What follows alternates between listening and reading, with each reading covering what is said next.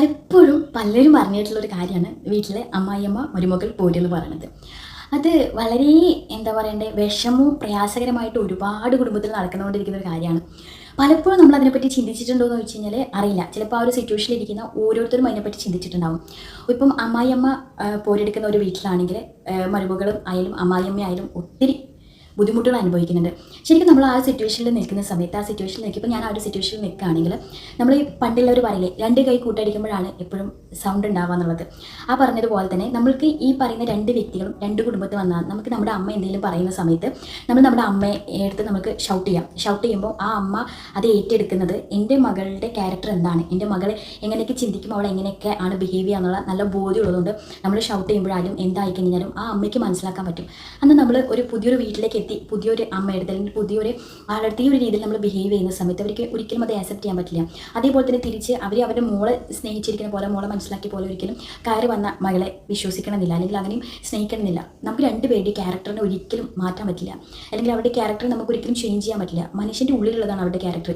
ഒരു ഒന്നിച്ചൊരു വീട്ടിൽ ജീവിക്കുന്നതാണ്. എനിക്ക് നിങ്ങളുടെ മുമ്പിൽ ക്യാമറയിൽ സംസാരിക്കുമ്പോൾ എനിക്ക് ഭയങ്കര സ്വീറ്റായിട്ട് പറയാൻ പറ്റും. പക്ഷേ എൻ്റെ കൂടെ ഒന്നിച്ച് നിൽക്കുമ്പോഴാണ് എനിക്ക് എൻ്റെ ക്യാരക്ടർ മനസ്സിലാവാം.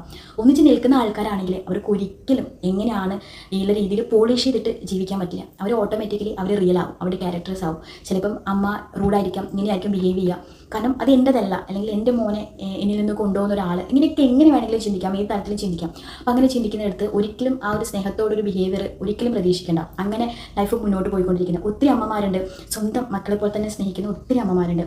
ആ ഒരു ഗണമല്ലാതെ മറ്റൊരു പാട്ടിൽ നോക്കുമ്പോൾ ഈ ഒരു പോര് നടക്കുന്നിടത്ത് ഒരിക്കലും അവരെ റിയലൈസ് ചെയ്യിച്ചിട്ട് നമ്മളെ രീതിയിൽ ചിന്തിച്ച് നമ്മളെ മനസ്സിലാക്കുന്ന ഒരു അമ്മയാക്കി കൊണ്ടുവരാനോ ഒരു മരുമകളാക്കി കൊണ്ടുവരാനോ പറ്റിയില്ല. അത് അവരുടെ ക്യാരക്ടറാണ്, നമുക്കതിനെ ചേഞ്ച് ചെയ്യാൻ പറ്റില്ല. അപ്പോൾ നമ്മൾ എനിക്കുള്ള ഒരു അമ്മായിയമ്മ എന്ന് പറയുന്നത് എൻ്റെ അടുത്ത് ഷൗട്ട് ചെയ്തിട്ടും എൻ്റെ കുറ്റങ്ങളെ കണ്ടുപിടിച്ച് എനിക്കെതിരെ എപ്പോഴും വോയിസ് എടുക്കുന്ന ഒരാളാണെങ്കിൽ നമ്മൾക്ക് ചെയ്യാൻ പറ്റുന്ന ഒരേ ഒരു കാര്യം എന്ന് പറയുന്നത് നമ്മൾ സൈലൻ്റ് ആവുക എന്നുള്ളതാണ്. അത് വെച്ച് നമ്മളുടെ വ്യക്തിത്വത്തെ, നമ്മളുടെ ആ ഒരു സെൽഫ് റെസ്പെക്റ്റിനെ അവിടെ കളയണമെന്നൊന്നും ഞാൻ ആരോടും പറയില്ല. പക്ഷേ ഞാൻ എപ്പോഴും നമ്മളുടെ എതിരെ നിൽക്കുന്ന ആൾ, നമ്മൾക്ക് എന്തെങ്കിലുമൊക്കെ നമ്മൾക്ക് ഇഷ്ടമല്ലാത്ത അല്ലെങ്കിൽ നമ്മൾക്ക് തെറ്റെന്ന് തോന്നുന്ന കാര്യം നമ്മൾക്ക് പറഞ്ഞ് നീ ചെയ്ത തെറ്റാണ്, അത് നമ്മുടെ ശരിയായിരിക്കാം, അങ്ങനെ പറഞ്ഞു വരുന്ന ആൾക്കാരുടെ അടുത്ത് എനിക്ക് വോയിസ് ഉണ്ട് സംസാരിക്കാൻ. പക്ഷേ ആ എതിരെ നിൽക്കുന്ന വ്യക്തി എന്നെക്കാൾ വയസ്സിന് മൂത്ത ആളാണോ, അല്ലെങ്കിൽ എന്നെക്കാൾ പക്വതയുള്ള ഒരാളാണോ, അല്ലെങ്കിൽ അങ്ങനെ ഒരു വ്യക്തിയാണ്, അല്ലെങ്കിൽ എനിക്ക് സ്ഥാനമാനം കൊണ്ടും എന്നിൽ മുതിർന്ന ഒരാളാണെങ്കിൽ ആ വ്യക്തിയെ റെസ്പെക്ട് ചെയ്തുകൊണ്ട് സംസാരിക്കുക എന്നുള്ളതാണ് നമ്മുടെ ഭാഗത്ത് നിന്ന് ആദ്യം നമ്മൾ ചെയ്യേണ്ട ഒരു കാര്യം.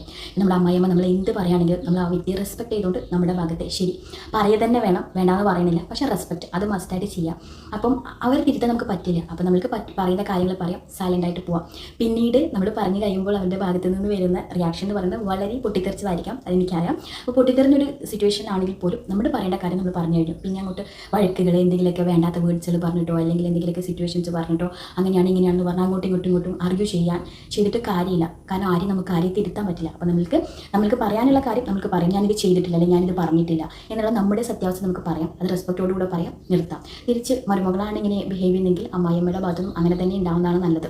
കാരണം കാര്യം ക്ലിയർ ചെയ്ത് പറയാം, സ്റ്റോപ്പ് ചെയ്യാം. അതിനെപ്പറ്റി പിന്നെ കൂടുതൽ സംസാരിച്ച് കഴിഞ്ഞാൽ നമ്മുടെ റിലേഷൻഷിപ്പ് എന്തായാലും വഷളായിട്ടിരിക്കുകയാണ്, അത് നമുക്ക് മാറ്റാൻ പറ്റില്ല. ഇതാണ് ഞാൻ കണ്ട റിയാലിറ്റി എന്ന് പറയുന്നത്. ഇങ്ങനൊരു സ്റ്റണ്ട് ഉണ്ടെങ്കിൽ ഒരു ക്യാരക്ടറെ നമുക്ക് മാറ്റാൻ പറ്റില്ല. ഇന്നല്ലെങ്കിൽ നാളെ മാറും എന്ന് ചിന്തിക്കാനും പറ്റില്ല.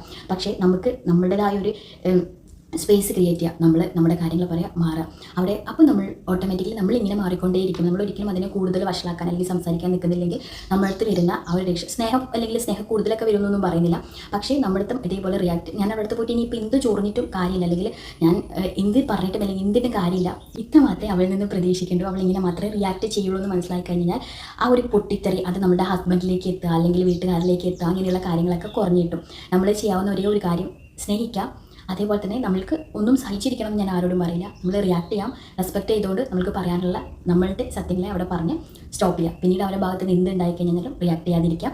പിന്നീട് ടോപ്പിക്കുകൾ വന്നുകൊണ്ടേയിരിക്കും. എല്ലാ സമയത്തും ഇതുപോലെ തന്നെ റിയാക്ട് ചെയ്തുകൊണ്ടിരുന്നു കഴിഞ്ഞാൽ സംഭവം സൗണ്ട് ഒത്തിരി ഇല്ലാതെ അല്ലെങ്കിൽ ബഹളങ്ങൾ ഒത്തിരി ഇല്ലാതെ അല്ലെങ്കിൽ കുടുംബത്തിൽ ചർച്ചക്കുറവോ അല്ലെങ്കിൽ ഭിന്നിപ്പിക്കലോ ഒന്നുമില്ലാതെ ലൈഫ് മുന്നോട്ട് പോകാൻ പറ്റും. ആരെയും ഒരിക്കലും ചേഞ്ച് ചെയ്യാൻ പറ്റില്ല.